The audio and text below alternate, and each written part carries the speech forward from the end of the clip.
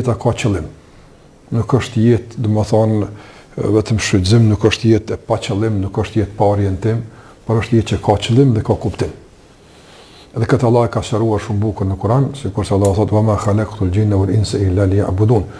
Gjenët dhe njerëzit nuk i krijua për tjetër pas që të më adhurojnë. Dhe këtu Allah qartas e përmend qëllimin e jetës.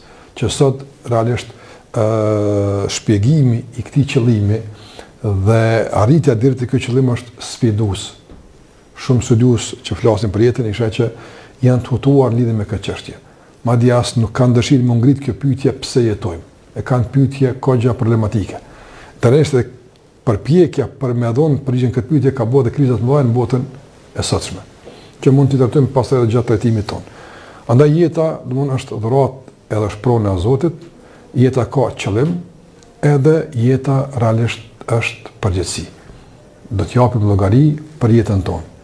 Ne kur vdesim, nuk është një fund, nuk është një hudhje në varr, nuk është banesa e fundit, nuk është realisht përfundim i misionit, por është dalje nga një mënyrë e të jetuarit në një mënyrë tjetër të jetuarit, nga disa kompetenca në mundësi tjera. Këtu kena po disa mundësi, atje kemi mundësi tjera, por që mundësi e të vepruarit dhe mundësi e të ndërtuarit tjesë në punë të mira është në këtë dunjë.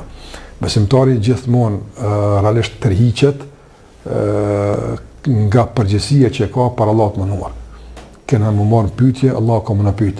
Dhe kjo e organizon jetën, e orienton gjithmonë jetën, edhe ne jap përgjigje të vazhdueshme, jetën a duhet ta bëj kët apo nuk duhet ta bëj kët. Apo kur jemi në hamendsi, gjithmonë zgjidhja është kemi dhënë pa Allahut llogari. Çka Allahut kemi thonë? Kjo pastaj të jap shumë sharime. Ka të jam bashkë çfarë të bësh. Prandaj jeta është edhe përgjegjësi. Nuk është thjesht veç shfrytëzim, kaos edhe kënaqësi, por është përgjegjësi.